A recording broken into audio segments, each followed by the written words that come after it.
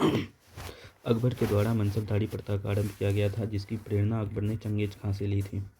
भारत में प्रारंभ मनसबदारी प्रथा का आरंभ अकबर के द्वारा किया जाता है। भारत में मनसबदारी का आरंभ अकबर के द्वारा किया जाता है। मनसब का अर्थ पद से होता है। मनसबदारी की कुछ विशेषताएं हैं कि मनसबदारी दशमलव प्रणाली पर आधारित था। मनसबदारी दशमलव प्रणाली पर आधारित था। मनसबदारी में सुल्तान द्वारा मनसब की नियुक्ति की जाती थी, मतलब कि पदों की जो नियुक्ति थी वो सुल्तान के द्वारा की जाती थी मनसबदारी प्रथा में। मुगल सम्राट में दो मनसबदारी प्रथा के दो प्रधान थे, एक था सैन्य प्रधान, एक था वित्त का प्रधान। सैन्य का प्रधान मीर बख्शी था। मनसबदारी प्रथा में सैन्य का प्रधान मीर बख्शी था तथा दीवान का प्रधान वित्त का प्रधान दीवान था, जिसे वेतन व जागीर आवंटन में दिया जाता था। मंसूबों की सूची तैयार करना सैन्य प्रधान का काम होता था। मनसबदार जो थे वो जात के अनुसार पद दिए जाते थे और सवार के अनुसार पद दिए जाते थे। जात के अनुसार पद देने वाले को वेतन व ओहदा दिया जाता था और जो सवार के अनुसार पद दिए जाते थे उन्हें सैनिक दायित्व दिया जाता था। मनसबदार का वेतन 3 प्रकार से दिया जाता था। पहला, उन्हें नगद वेतन दिया जाता था। दूसरा, उन्हें भू राजस्व दिया जाता था और तीसरा, उसे नगद या भू राजस्व दिया जाता था। मनसबदारों का वेतन 3 तरीके से दिया जाता था। पहला, नगद दिया जाता था। दूसरा, भू राजस्व दिया जाता था और तीसरा, नगद भू राजस्व दिया जाता था। मनसबदार की प्रथा वंशानुगत नहीं थी। यह मनसबदारी प्रथा में चेहरा व दाग प्रणाली का आरंभ हो जाता है। दाग प्रणाली और चेहरा प्रणाली का आरंभ मनसबदारी प्रथा में हो जाता है। मनसबदारों की संख्या अकबर के समय 250 थी। अकबर के समय मनसबदारों की संख्या 250 थी। अकबर के समय मनसबदारों की संख्या 250 थी। जहांगीर के समय 300 थी। शाहजहां के समय यह मनसबदारों की संख्या 600 थी और औरंगजेब के समय यह संख्या मनसबदारों की संख्या 700 थी। अकबर के समय मनसबदारों की संख्या 250 थी। जहांगीर के समय मनसबदारों की संख्या 300 थी। शाहजहां के समय मनसबदारों की संख्या 600 थी और औरंगजेब के समय मनसबदारों की संख्या 700 थी। सर्वाधिक मनसबदार औरंगजेब के समय में सर्वाधिक मनसबदार आए थे। मनसबदार औरंगजेब के समय में सर्वाधिक मनसबदार थे। सर्वाधिक हिंदू मनसबदार औरंगजेब के समय में थे। हिंदू मनसबदार औरंगजेब के समय थे। बेरोजगारी औरंगजेब के समय सर्वाधिक थी।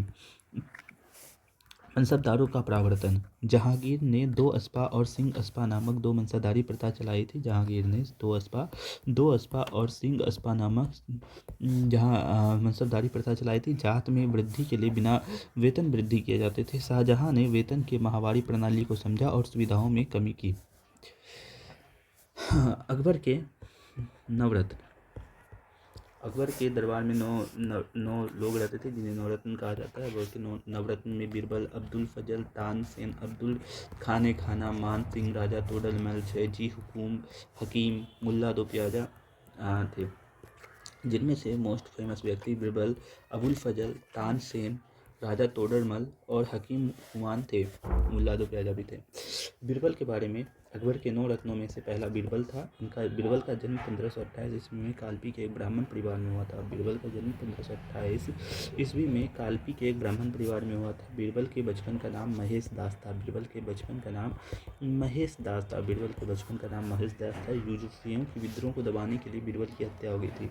बीरबल जब यूसुफ के विद्रोह को दबाने के लिए गया था तो बीरबल की हत्या हो गई थी। बीरबल की हत्या यूसुफ फजाइयों की दबाने के दौरान हो गई। अबुल फजल यह सूफी शेख मुबारक के पुत्र थे। अबुल फजल जो थे वो सूफी शेख मुबारक के पुत्र थे। अबुल फजल सूफी शेख मुबारक के पुत्र थे। अबुल फजल का जन्म 1550 ईस्वी में होता है। अकबरनामा व आईने बावरी की ग्रंथों की रचना अबुल फजल ने की थी। अकबरनामा की रचना अबुल फजल ने अकबरनामा की रचना की थी। तानसेन को संगरीत सम्राट के नाम से भी जाना जाता है। इनका जन्म 1506 में ग्वालियर में हुआ था। तानसेन का असली नाम रामतुन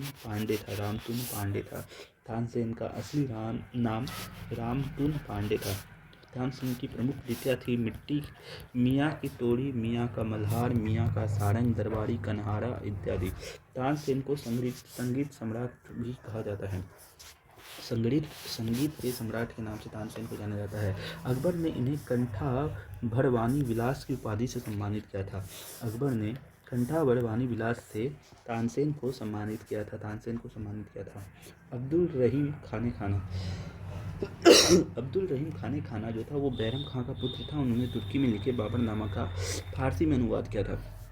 बाबरनामा का फारसी में अनुवाद अब्दुल रहीम खाने ने किया था। इन्होंने खान खाना की उपाधि से सम्मानित किया। इन्हें खान खाना की उपाधि से सम्मानित किया गया था। मान सिंह ये अजमेर के राजा भारमोल के पुत्र तथा भगवान दास के पुत्र थे। मान सिंह जो थे वो अजमेर के राजा भारमल के पुत्र थे और भगवान दास के पुत्र थे। इन्होंने अकबर के साम्राज्य विस्तार में महत्वपूर्ण भूमिका निभाई। मान सिंह ने अकबर के साम्राज्य विस्तार में महत्वपूर्ण भूमिका निभाई। राजा तोडरमल इनकी प्रसिद्ध व प्रमुख कारण इनके द्वारा किए गए भूमि सुधार थे। तोडरमल के भूमि सुधार अकबर के समय सबसे अधिक जाने जाते हैं। दीवाने अशरफ के पद पर रहकर इन्होंने भूमि सुधार किया था। तोडरमल जो थे वो अकबर के समय दीवाने अशरफ के पद पर रहकर भूमि सुधार किए थे। फैजी जो थे ये अबुल फजल के बड़े भाई थे। फैजी जो थे वो अबुल फजल के बड़े भाई थे। इन्होंने महाभारत और श्रीमद् भागवत गीता का फारसी अनुवाद किया था।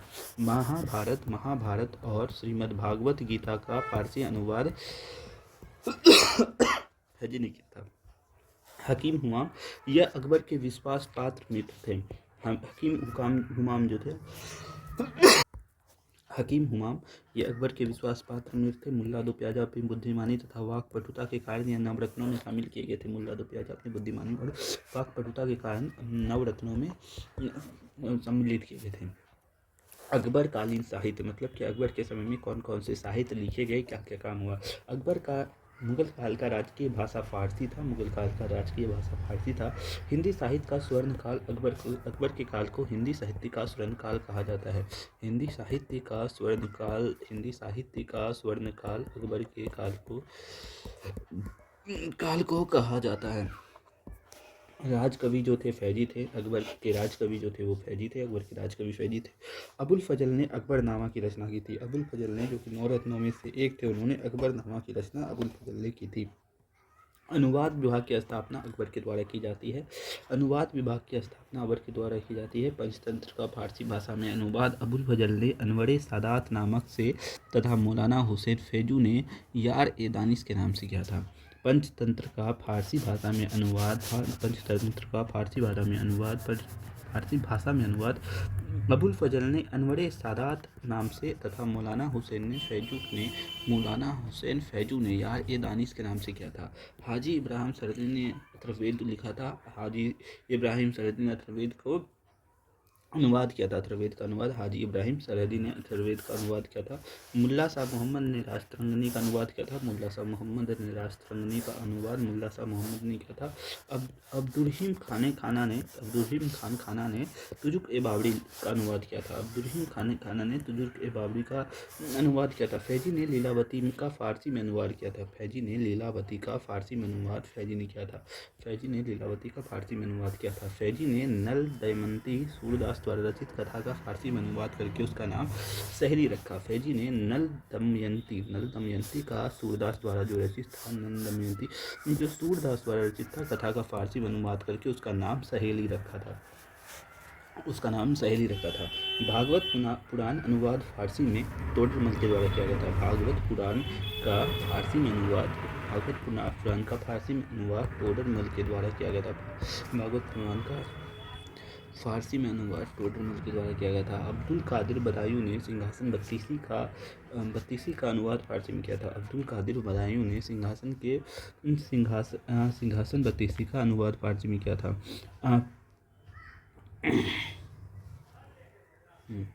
अकबर के विभिन्न उपाधियों के बारे में जानेंगे। अकबर की विभिन्न उपाधियों से भगवान दास ने अमीर उल उमरा कहा था।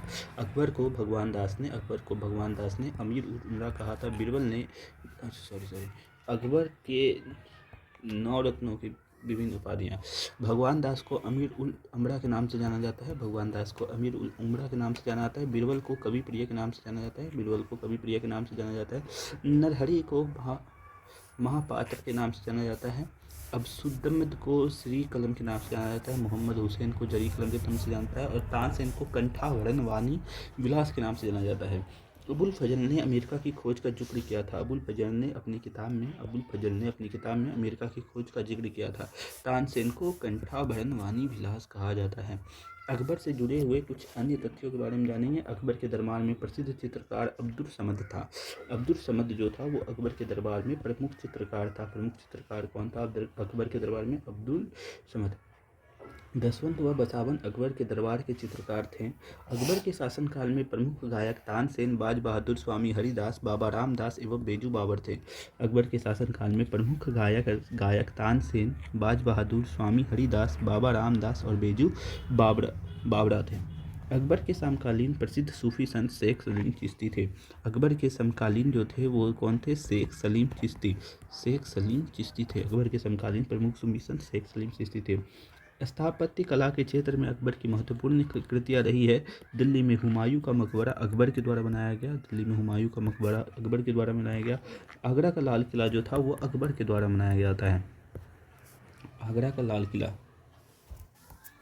दिल्ली में हुमायूं का मकबरा अकबर के द्वारा बनाया गया था। आगरा का लाल किला अकबर के द्वारा बनाया गया था। फतेहपुर सीकरी में शाही महल अकबर के द्वारा बनाया गया था।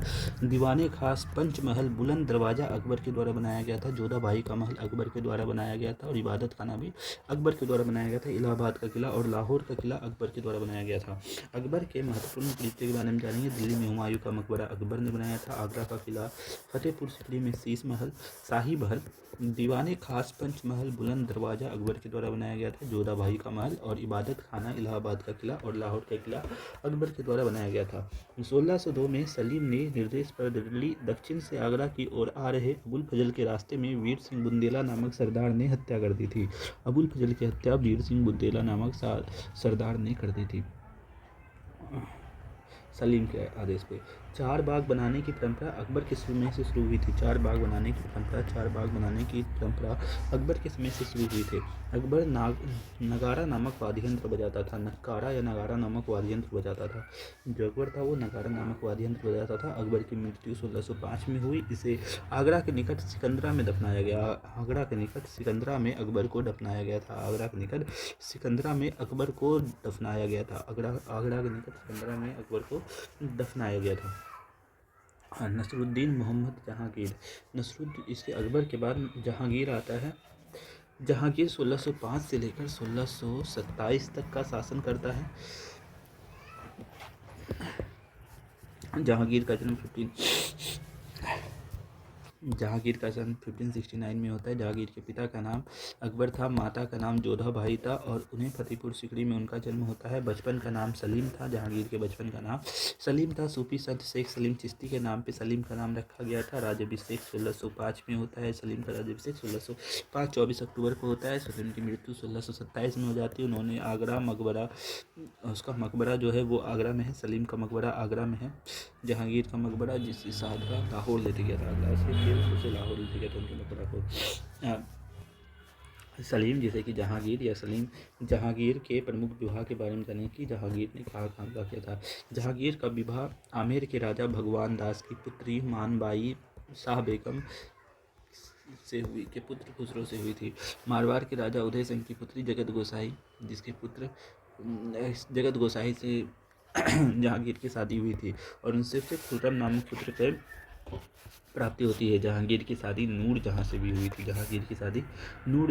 थी। प्रमुख पुत्र जहांगीर का प्रमुख पुत्र के नामों में से खुसरो, परवेज, खुर्रम और शहरयार थे। खुसरो को अर्जुन देव का समर्थन प्राप्त था। परवेज को महावत खां का समर्थन प्राप्त था। खुर्रम को जहांगीर का समर्थन प्राप्त था और शहरयार को नूर जहाँ का समर्थन प्राप्त था। नूर जहाँ ईरान निवासी मिर्जा गुयास बेग की पुत्री थी। नूर जहाँ वास्तविक नाम मेहरुनिसा था। मेहरुनिसा नूर जहाँ का वास्तविक नाम था। नूर जहाँ का विवाह अली कुली बेग से हो जाती है। जहांगीर ने एक शेर मारने के कारण अली कुली बेग को शेर अफगान की उपाधि दी थी। जहांगीर थे एक शेर मारने के कारण अली कुली को अफगान के शेर की उपाधि दी थी। सर्वप्रथम जहांगीर ने नवरोज त्यौहार का अवसर पर मेहरुनिसा को देखा और मई 1611 में उनसे विवाह कर लिया। मेहरुनिसा यानी कि नूर जहाँ को 1611 में देखा, फिर उनसे विवाह कर लिया। जहांगीर ने उसे नूर महल और नूर जहाँ की उपाधि दी। नूर महल और नूर जहाँ की उपाधि नूर जहाँ को मेहरुनिसा को दी थी।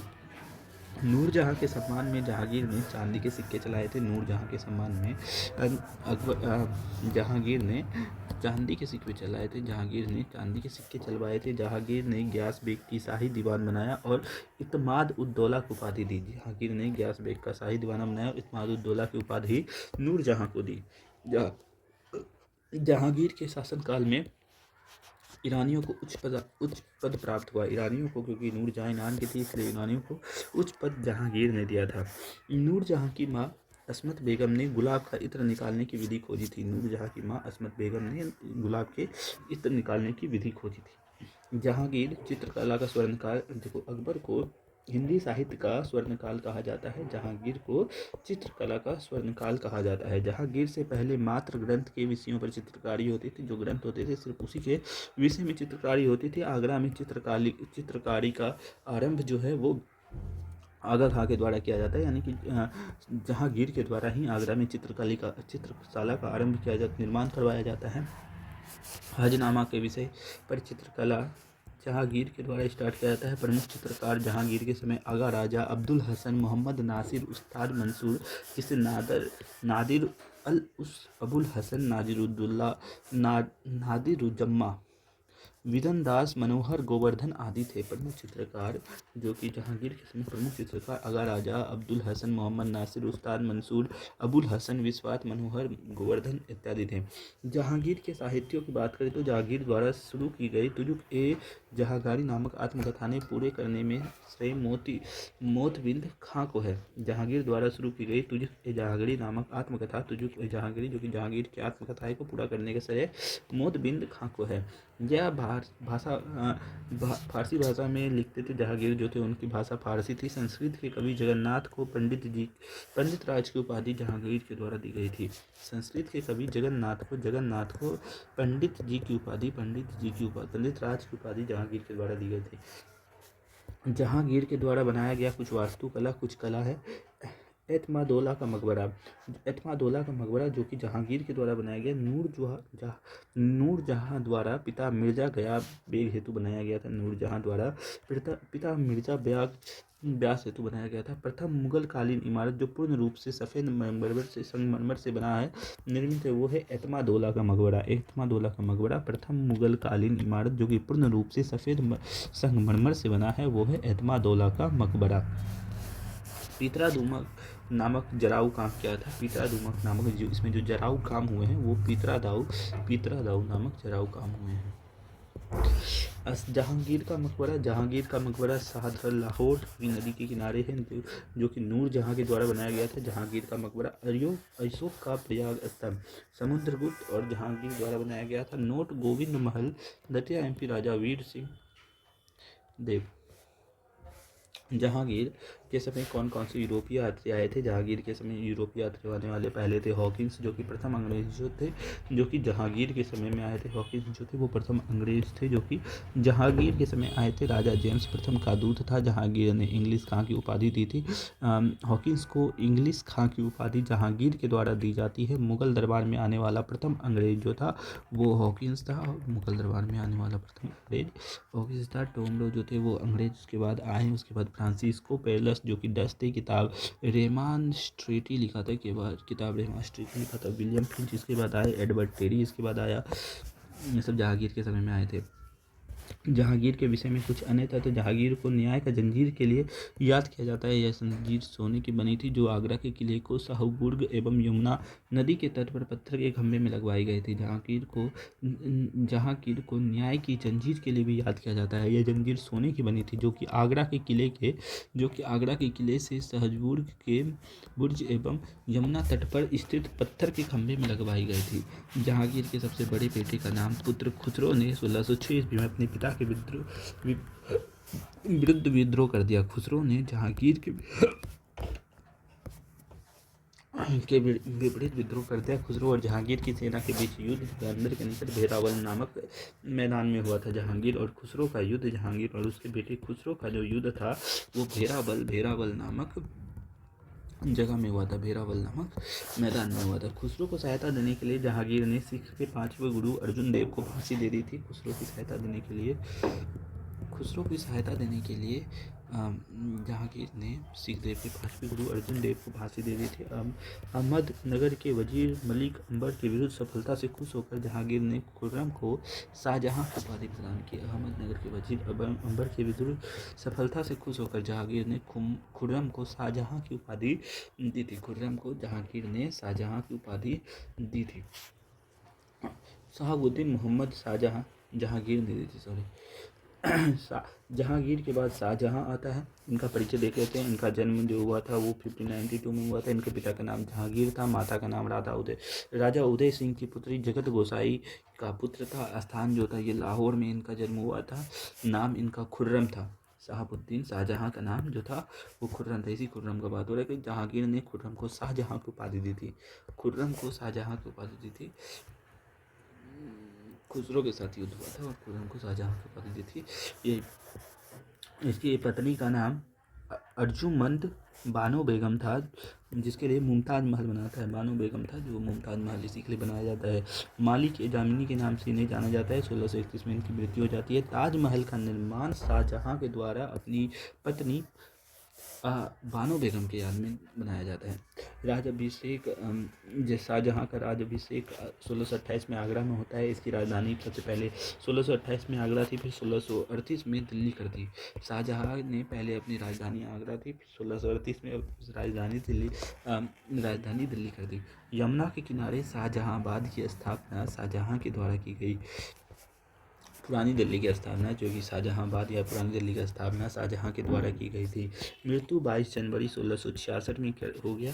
22 जनवरी 1666 में शाहजहां की मृत्यु हो गई।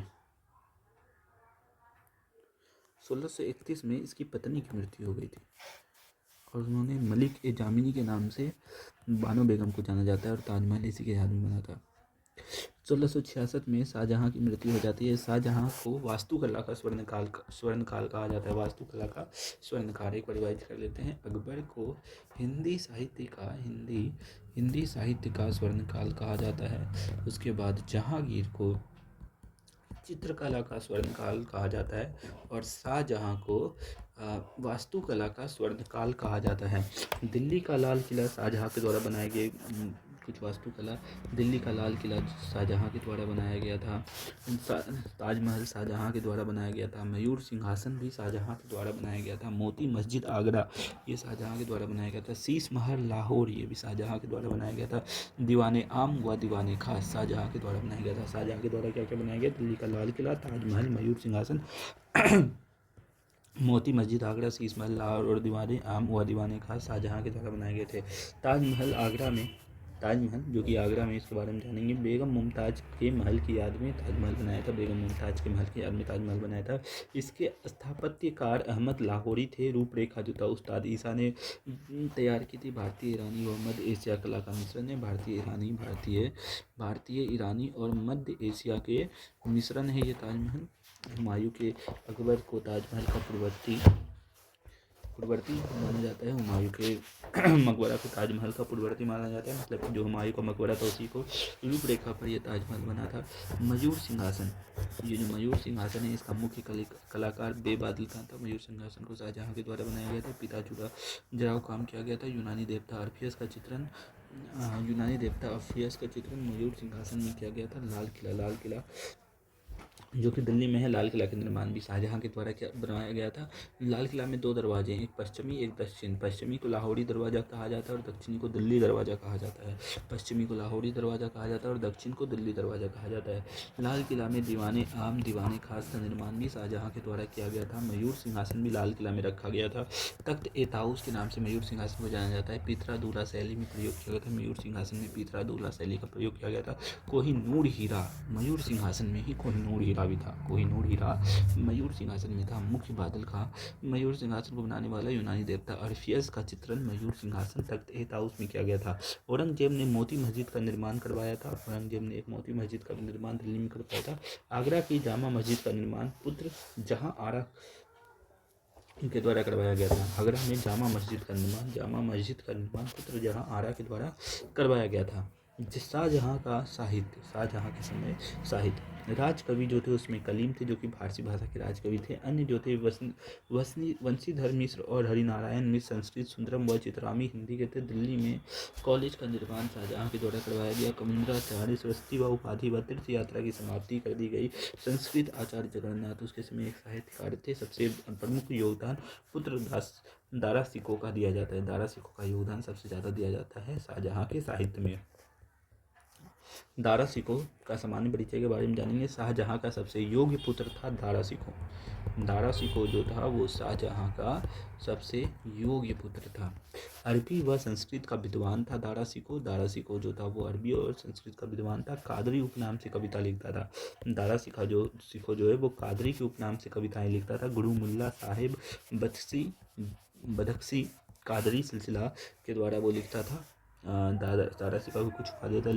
लेनपुल लघु अकबर के नाम से उन्हें जाना जाता था। लघु अकबर के नाम से दारा सिकों को जाना जाता है। दारा सिकों को लघु अकबर के नाम से जाना जाता है, जिसे उन्हें लेनपुल ने लघु अकबर कहा था दारा सिकों को। शाह बुलंद इकबाला ने शाहजहाँ द्वारा शाह बुलंद इकबाला दारा सिकों को शाह बुलंद इकबाला भी कहा जाता है। दारा सिकों के समय कुछ साहित्य लिखे गए थे। साहित्यिक योगदान क्या क्या हैं दारा सिकों के? फारसी अनुवाद किया उन्होंने। रामायण, भगवद गीता, योग उपनिषदों, सर ए अकबर और सर ए असरार के नाम से दारा सिकों ने रामायण, भगवद गीता, यथोविष्ट ये सब का अनुवाद फारसी भाषा में दारा सिकों ने किया था। फारसी भाषा में रामायण, महाभारत, भगवद गीता, रामायण महाभारत नहीं, भागवत गीता, रामायण और भगवद गीता का फारसी भाषा में अनुवाद किया था। उपनिषदों सर ए अकबर और सर ए असरार के नाम से जाना जाता है। साहित्यिक योगदान में कुछ अन्य योगदान। सफ़ीनात अल ओलिया, मजनून बहरीन जो उनकी मूल रचना है दारा सिकों की। दारा सिकों का मृत्यु 1659 में उसके भाई औरंगजेब के द्वारा दे दी जाती है। औरंगजेब के द्वारा दारा सिकों की फांसी दे दी जाती है। 1659 में दारा सिकों को फांसी दे दी जाती है। इसके बाद शाहजहाँ का कुछ चित्रकला व संगीत के विषय में प्रमुख चित्रकार जो थे वो मोहम्मद फ़कीर व मीर कासिम थे। शाहजहाँ के समय प्रमुख चित्रकार जो थे वो मोहम्मद फ़कीर और मीर हासिम थे। प्रमुख संगीतकार शाहजहाँ के समय प्रमुख संगीतकार लाल खां था, जिसे गुण समंदर का उपाधि दिया गया था। गुण समंदर का उपाधि लाल खां को दिया गया था। शाहजहाँ के समय कुछ अन्य तथ्य। शाह बुलंद इकबाल के रूप में दारा सिकों जाना जाता है। शाह बुलंद इकबाल के रूप में दारा सिकों जाना जाता है, जिसे शाहजहाँ ने ही बोला था। शाहजहाँ ने असफ खां को वजीद पद एवं महाबत खां को खान खाना की उपाधि प्रदान की थी। आसिफ खां को वजीद पद एवं महाबत खां को खान खाना की उपाधि प्रदान की थी। इसने नूरजहाँ को 2 लाख रुपये प्रतिवर्ष की पेंशन देकर लाहौर जाने दिया, जहाँ 1645 में उसकी मृत्यु हो गई। शाहजहाँ ने नूरजहाँ को 2 लाख रुपये प्रतिवर्ष का पेंशन देकर लाहौर जाने दिया, जहाँ 1645 में उनकी मृत्यु हो गई। शाहजहाँ ने 1632 में अहमदनगर को मुगल साम्राज्य में मिला लिया। उत्तराधिकारी युद्ध। शाहजहाँ के बाद फिर उत्तराधिकारी के लिए युद्ध होता है। सितंबर 1657 में शाहजहाँ के गंभीर रूप से बीमार पड़ने और मृत्यु की अफवाह फैलने के कारण उनके पुत्रों के बीच उत्तराधिकारी का युद्ध प्रारंभ हो गया। उस समय गुंजा बंगाल, मुराद गुजरात और औरंगजेब दक्कन में था। सूजा जो था वो बंगाल में था, मुराद जो था गुजरात में था, औरंगजेब जो था वो दक्कन में था। उत्तराधिकारी के लिए कुछ कौन से युद्ध हुए? बहादुरगढ़ की लड़ाई जो कि फरवरी 1658 में हुई थी, जो कि शाहजूता पराजित होकर बंगाल चला गया था। शाहसुजा पराजित होकर बंगाल चला गया था। धर्मट की लड़ाई जो कि 1658 में हुई थी। जयवंत सिंह की पराजय एवं औरंगजेब इसमें विजयी हो जाता है। सामूगढ़ की लड़ाई 1658 में होती है। दारा की पराजय एवं औरंगजेब इसमें भी जीत जाता है। खजवा की लड़ाई जो कि 1659 में हुई थी। शाहजूता पराजित होकर अरकान पहाड़ी की ओर चला गया और वहाँ से अरकानियों ने उसकी हत्या कर दी। शाहजूता की अरकानियों ने हत्या कर दी। देवराय की लड़ाई जो कि 1659 में होता है। दारा की पराजय एवं औरंगजेब इसमें भी जीत जाता है। इसके बाद जानेंगे औरंगजेब के बारे में, जिसने 1658 से 1707 तक अपना शासन चलाया दिल्ली पर। मुगल साम्राज्य का छठा एवं अंतिम प्रभावी बादशाह जो था वह था औरंगजेब जो था वो छठा 6th नंबर का और अंतिम प्रभावी बादशाह जो था मुगल साम्राज्य का वह औरंगजेब था। इनका जन्म 24 अक्टूबर 1618 देहात गुजराती में होता है। इनके पिता का नाम शाहजहाँ था। शाहजहाँ के 4 पुत्र थे। शाहजहां के 4 पुत्र थे, दारा शिकोह, शाह शुजा, औरंगजेब और मुराद। औरंगजेब जो था वो मुमताज़ के द्वारा हुआ था। 3 पुत्री थी शाहजहां की। शाहजहां की 3 पुत्री थी, जहां आरा प्रथम नीर। 3 पुत्री थी जिसे जहां आरा को प्रथम नारी भी कहा जाता है। जहां आरा को प्रथम नारी भी कहा जाता है। जानेंगे औरंगजेब की पत्नी का नाम। औरंगजेब की पत्नी का नाम राबिया बेगम दिलराज बानो बेगम था। दिलराज बानो बेगम का मकबरा औरंगाबाद, जिसे कि बीबी का मकबरा कहा जाता है, औरंगाबाद में बीबी का मकबरा है जो कि औरंगजेब के द्वारा बनाया गया था। ये लगभग ताजमहल की कॉपी है, बीबी का मकबरा, जो कि औरंगाबाद में है।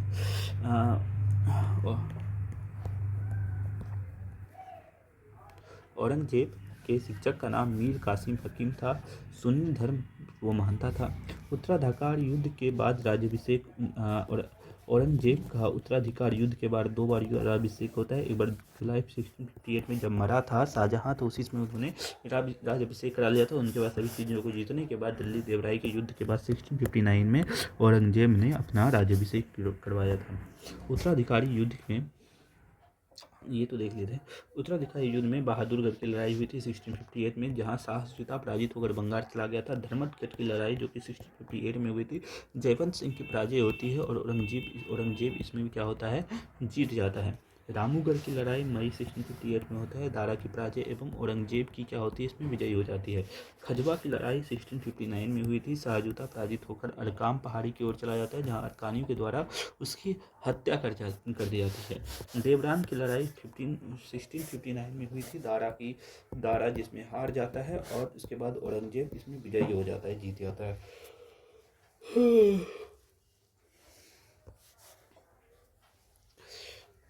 औरंगजेब का धार्मिक जीवन के बारे में जानेंगे कि औरंगजेब का धार्मिक जीवन कैसा था। सुन्नी, मुस्लिम और शरीयत की आस्था रखता था औरंगजेब, जिसे जिंदा पीर के नाम से भी जाना जाता है। औरंगजेब का विचार रूढ़िवादी विचारधारा था। अकबर की धार्मिक सहिष्णुता नीति के विपरीत था यह। अनेक फरमान जारी किए जिन्हें जवाबीत द्वारा संकलित किया जाता है। औरंगजेब ने बहुत सारे फरमान जारी किए जिसे जवाबीत द्वारा संकलित किया जाता है। सिक्कों पर कलमा लिखवाना बंद कर दिया था।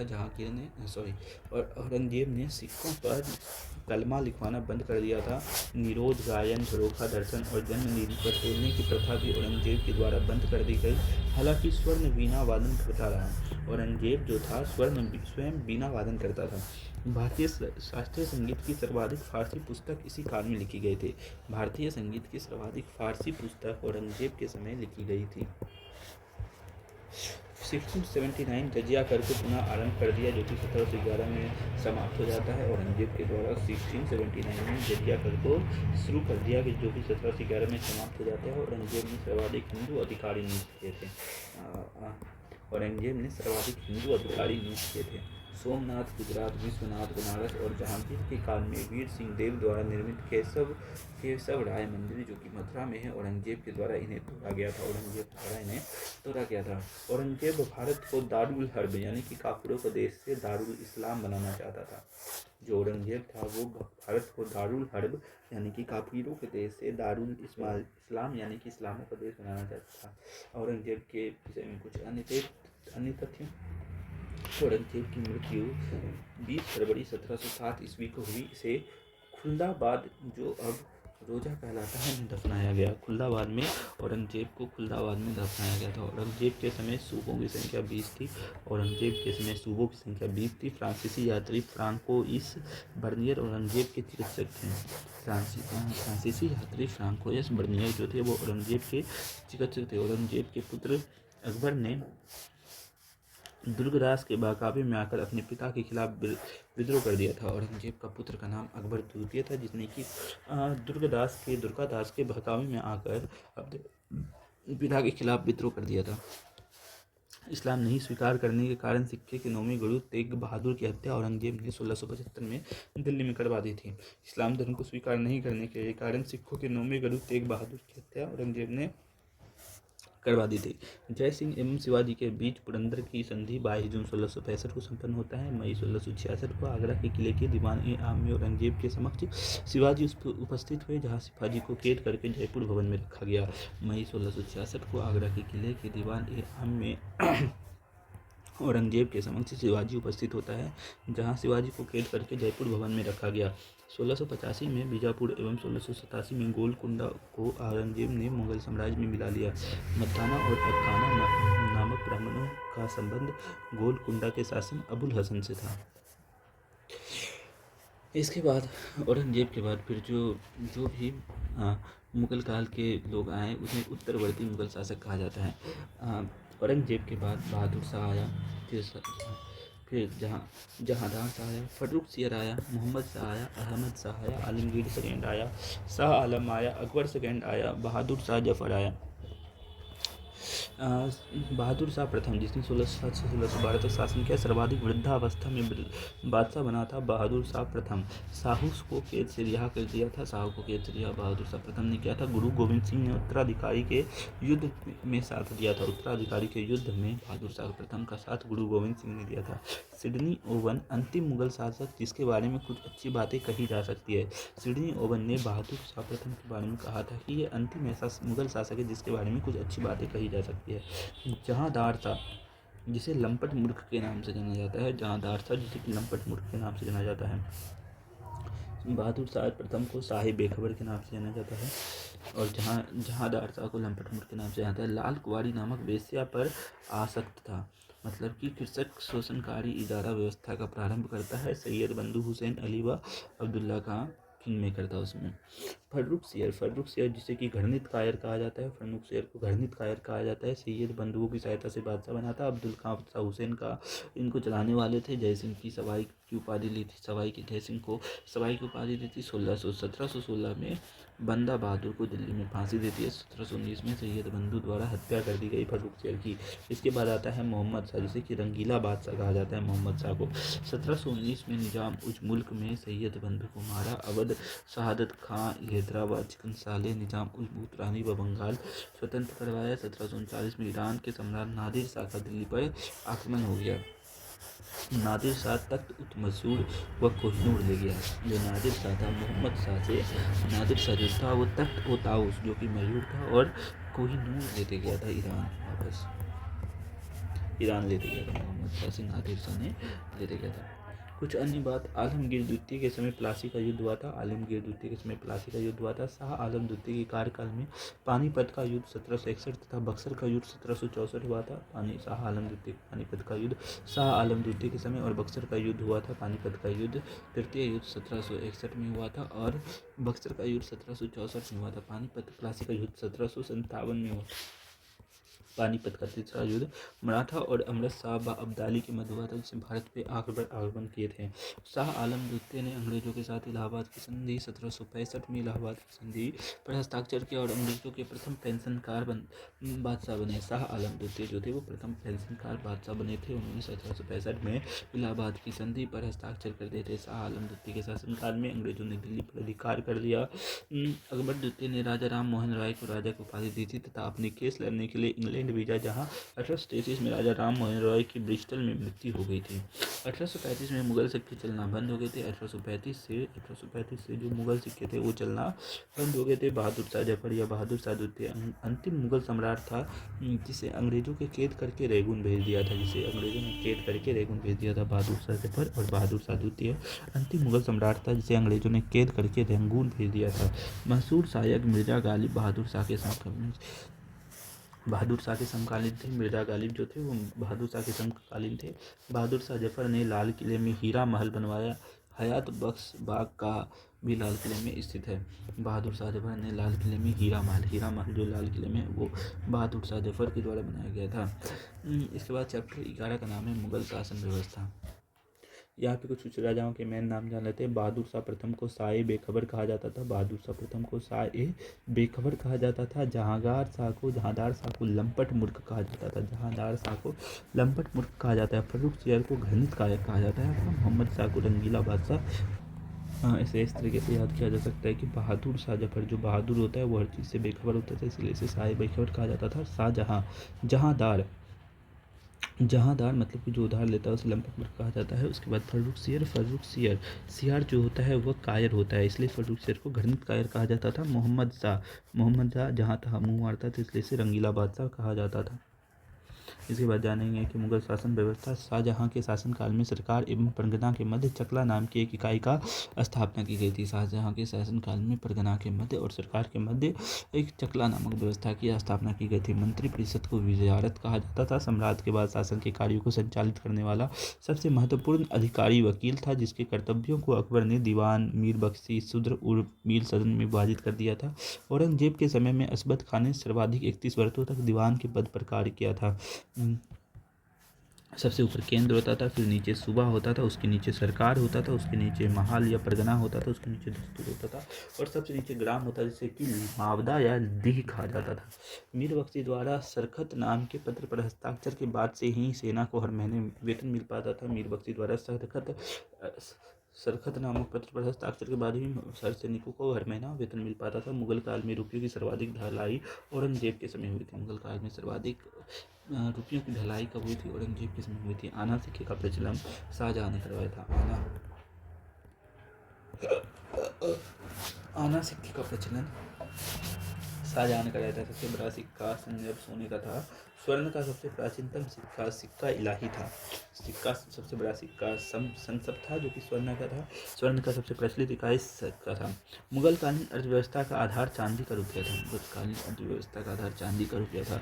दैनिक लेन देन के लिए तांबे का दाम का प्रयोग किया जाता था। दैनिक लेन देन के लिए तांबे का रुपये का प्रयोग किया जाता था।